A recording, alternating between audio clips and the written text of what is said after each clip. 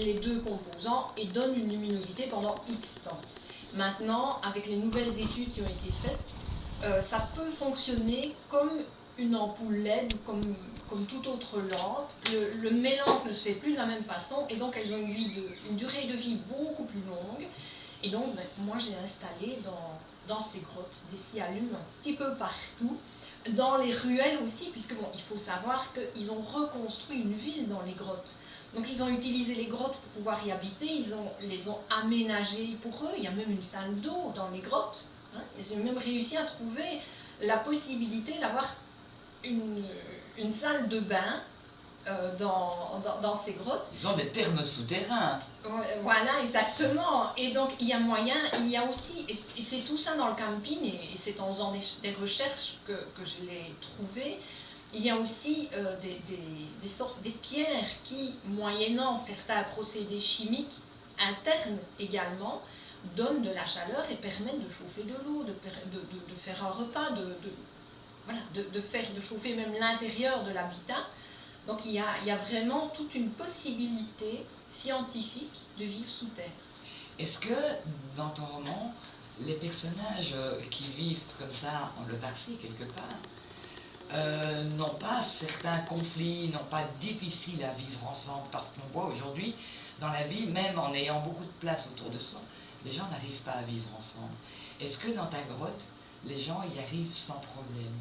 Mais dans ma grotte, ils ne vont pas vraiment y arriver, parce que justement, il y a un problème de dictature et de diktat. Et donc, oui, on est dans la société. On est avec des choses qui sont imposées, souvent injustement. Et donc, il va y avoir cette rébellion d'une partie de la population qui va dire « c'est pas ça que nous on veut, ce n'est pas pour ça qu'on a vécu tout ce qu'on a vécu, et on arrive sous terre et on se trouve encore pire que ce qu'on avait. Donc c'est pas ça la vie. Et donc il va y avoir une fracture dans la société où on pourrait dire maintenant, il y aurait les politiques d'un côté qui n'entendent rien du tout à la population et la population qui ne veut plus de ces politiques, qui ne les comprennent pas. Comme dans la vraie vie, quoi. Exactement. On est dans la vraie vie.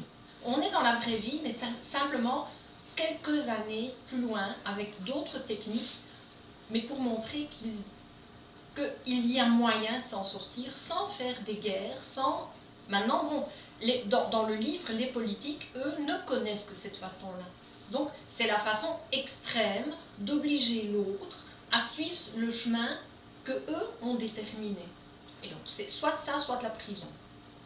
Donc, les politiques ont installé la prison, donc voilà. une dictature, un peu l'image qu'on avait des Russes il y a très longtemps, en disant vous n'êtes pas d'accord avec nous, vous n'êtes pas d'accord avec le système, ou tous les grands dictateurs, hop, 15 prisons. Voilà, exactement, exactement. 15 prisons, ou 15 plus d'emploi, ou 15 plus de rémunération, ce qui est quelque part un petit peu vrai aujourd'hui, maintenant, même dans notre pays.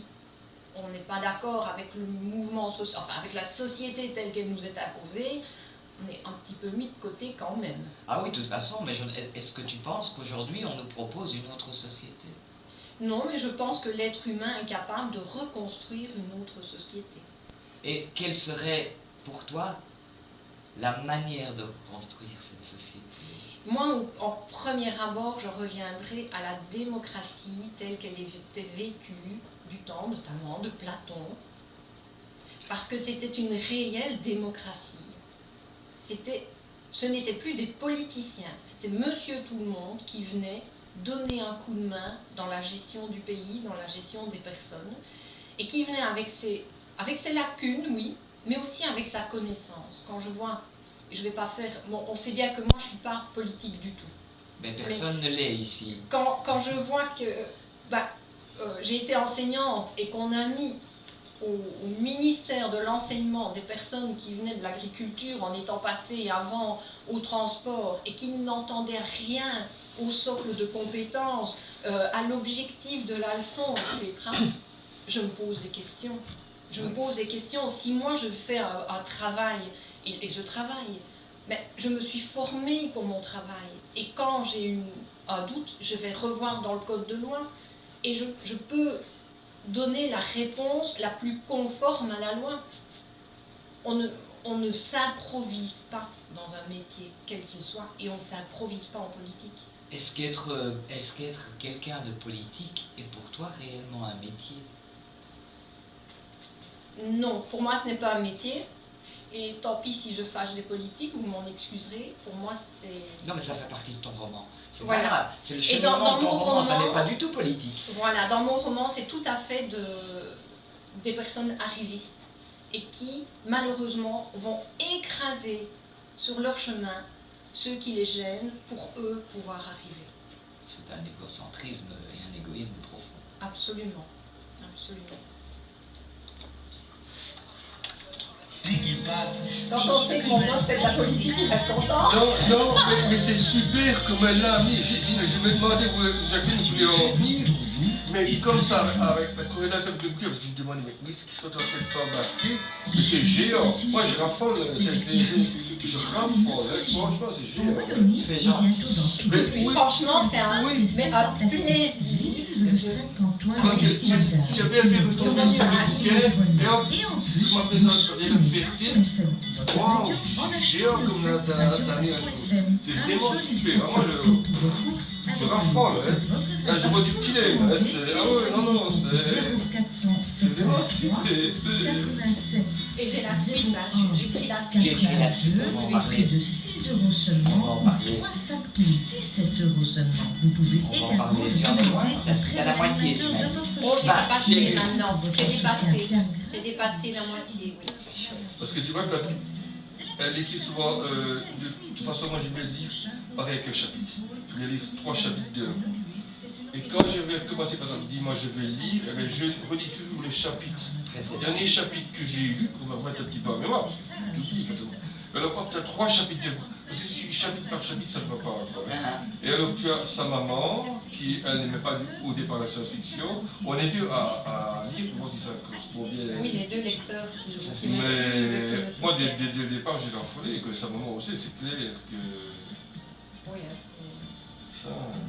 et dans l'autre, justement, c'est vraiment l'aboutissement. Je donne des pistes. Il y aura quelque chose qui se reconstruit, mais ce n'est pas une obligation de faire comme ça. Mais la preuve que l'être humain peut faire quelque chose. Mais en même temps, vous disiez tout à l'heure que c'était assez optimiste. Oui. Quand Mais je j'ai le- du mal, j'ai du mal à avoir de l'optimisme dans tout ça parce que je me dis, qu'est-ce qui pousserait les gens à aller vivre sous terre? C'est que là-haut, Tu m'as posé la question tout de suite.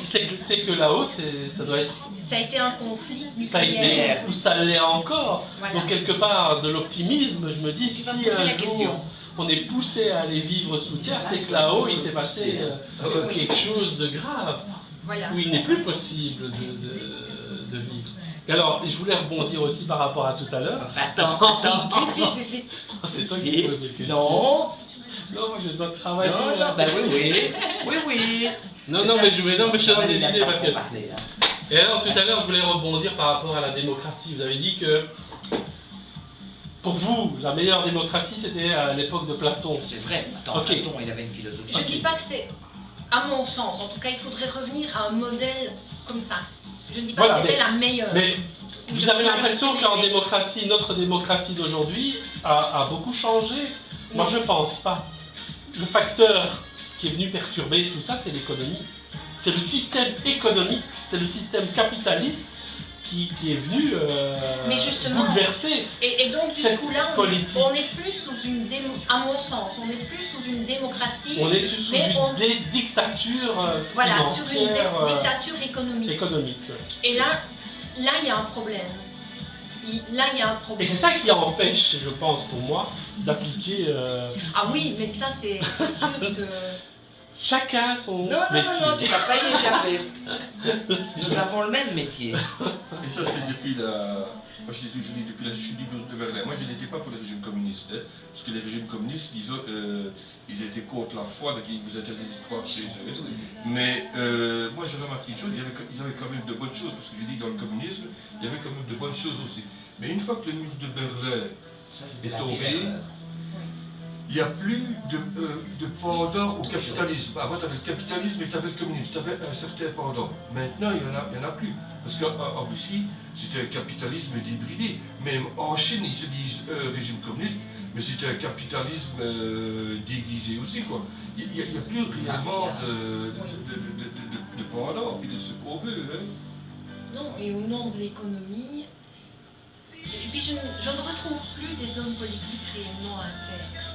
Mais parce que ce qu'on voit n'est que l'arbre qui cache la forêt. Oui, mais... Parce que derrière qui gouverne, hein, c'est Facebook, Google, c'est tous ces géants, c'est Mittal, c'est eux qui gouvernent, Microsoft, etc. etc. Ah oui, oui, c'est l'économie, rien que Google, je crois que c'est le maître du monde. Le pétrole, les multinationales, et s'ils n'ont pas un intérêt ici, c'est rien. On dit localisant avec l'entreprise dans notre but, comme quand c'est pour la fiscalité, quand ils vont dire trois dans les grosses entreprises, ou en Irlande parce que c'est moins cher. C'est scandaleux, hein. Ben oui, mais c'est quand on entend que 5 ou 7 personnes les plus riches du monde, à eux seuls, détiennent plus de 50% de la richesse mondiale. C'est pas normal, hein. Alors, quand j'entends aussi que quand vous avez 5 000 € sur votre compte d'épargne, voilà, vous faites partie des 10% les plus riches de la planète. Et les autres? Oui, c'est n'importe quoi. Hein. Ben oui. Donc le fossé qu'il y a entre ces oui, c'est pas normal. Et c'est là où il y a un problème, où il y a un gros problème pour moi. Et alors, les partis politiques traditionnels tels qu'on les connaît, tels qu'on les a connus, je crois qu'ils sont arrivés à essoufflement, hein, ils sont essoufflés. Il faut repenser. Et je crois que dans le communisme, il y a du bon, il faut créer quelque chose de tout à fait nouveau. Voilà, oser adapter, aller voir et prendre ce qui est bon ailleurs et refaire une structure et essayer. Mais chez nous, on dit toujours oui, mais on a toujours fait comme ça. Ben voilà. Moi j'ai très peur que ça pète à un moment, pas vraiment en guerre, mais dans des petits conflits par pays, des petites révolutions, des émeutes, et il y en aura plus. Il y en aura. Regarde à Paris le nombre de fois où il y a des problèmes. Trop d'injustice, trop de faim, tu sais, les Romains disaient du pain et des jeux, mais c'est pratiquement ça. Hein. Oui, hein. On en revient à... Il y a une décadence, il y a une banalisation de l'être humain. Et du mauvais, c'est effrayant.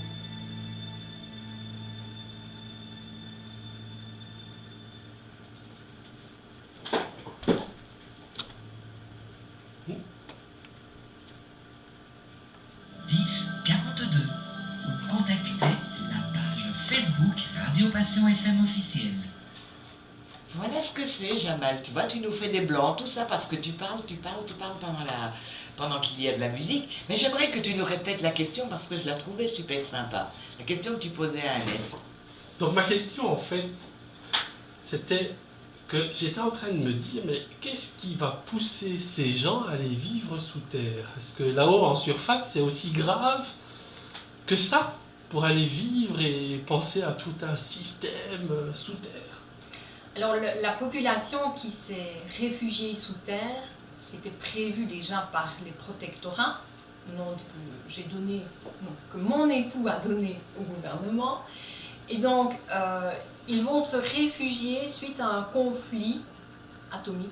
Donc, la surface n'est plus habitable.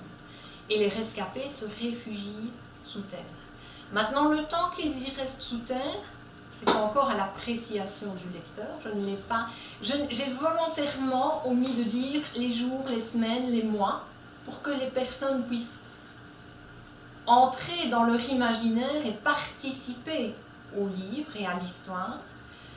Et il faut savoir que, bon, j'ai parlé de 2 mondes, donc il y a le premier monde qui s'est réfugié, et puis Anounia, elle fait partie du 2e monde, qui se trouve être des années après, et où la dictature, bon, je vous passe quand même une partie de ce qui s'est passé dans le second monde, sinon ce ne sera plus la peine de lire le livre. Non, c'est tout à fait. Donc, si, ce sera la peine, justement. Voilà. Mais si je comprends bien, donc le premier monde, disparaît peu à peu pour faire place à un monde un peu plus corrompu, beaucoup plus corrompu. Voilà, le monde souterrain était donc le monde Était qui créé. arrive sous la terre, arrive suite à une catastrophe, avec pas le plan qui était prévu au départ, parce que logiquement tout était bien planifié pour que ce ne soit que certaines personnes qui puissent arriver sous terre et d'autres qui ne puissent pas y arriver. Donc on était déjà dans une dictature sur le monde.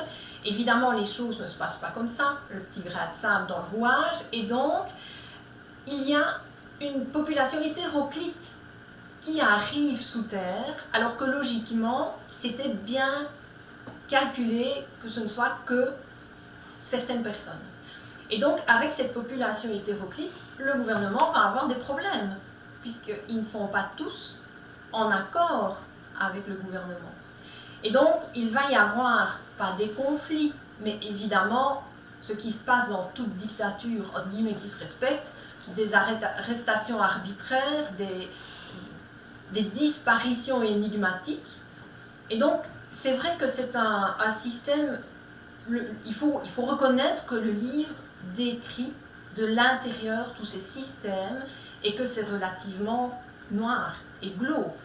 Mais toujours avec cette lueur d'espoir là derrière, il y a toujours, en gardant cette idée de la grotte de Platon, on voit les ombres, c'est noir, c'est sombre, mais derrière il y a le soleil. Il y a le soleil, donc il y a un groupe de résistants, il y a, voilà. il y a des gens qui se disent non, je ne veux pas vivre dans ce monde pourri, je veux un vrai monde. Voilà, exactement. Mais en même temps, est-ce que ces gens, est-ce qu'on peut les considérer comme des survivants? Oui, on peut les considérer comme des survivants et des guerriers, mais pas guerriers avec des armes, pas pour détruire, mais pour construire autrement et s'élever contre ce qui existe. Et au péril de leur vie, ils vont s'élever contre, bon, je vous rassure. Hein, c'est là que ça devient de la science-fiction dans l'époque actuelle. On continue. Oui, exactement, parce que malheureusement, au péril de la vie, on n'en est plus vraiment à ça. Mais donc, si on prend Solvan, comme tu l'as lu dans la 4e de couverture, Solvan et son épouse Inéa, et ils vont, même au péril de leur vie, je rassure les lecteurs, ils ne décèdent pas. Mais ça, il ne faut pas leur dire. Ils ne décèdent pas. Si, parce qu'ils se diront, bah, ça va, s'ils sont morts, je ne vais pas jusqu'au bout. Donc, mais il y a quand même, il y a des souffrances, il y a des remises en question, il y a des questionnements. Et alors, dans le monde plus récent où se trouve Alunia, elle va se trouver dans un monde, mais vraiment automatisé à outrance. Pour dire à un point tel, ils ne se nourrissent plus, ils ont une sonde gastrique. Ils n'ont plus un sommeil normal, ils ont un rythme avec des plages, une plage de loisirs, une plage de sommeil, une plage de travail. Et donc, au niveau de la plage de sommeil, elle va se rendre compte qu'elle a une sonde neuronale et qu'avec cette sonde, et dans la sonde gastrique, il y a un narcotique qui est donné et qui provoque le temps d'endormissement suffisant pour récupérer. Et donc, ils ne peuvent même pas bouger de leur grotte dans ce monde-là. C'est l'horreur complète. C'est l'horreur, et alors soit on est soumis, on subit, soit on est comme elle, on se dit il y a quelque chose d'autre, ailleurs, et différent. Et je gratte, et elle cherche. Et elle cherche, et elle trouve. Et elle trouve. Et elle trouve. Et elle trouve, et je peux dire que les deux histoires se terminent par prouver que ce n'est pas ce qui est sur l'ombre de la caverne qui est la réalité, mais bien quand on est sorti et qu'on peut voir le soleil. De toute façon, il faut toujours regarder derrière l'ombre, hein, puisque l'ombre cache toujours le soleil. Voilà, exactement. Ça, on le voit très très bien. Donc, tes petits personnages.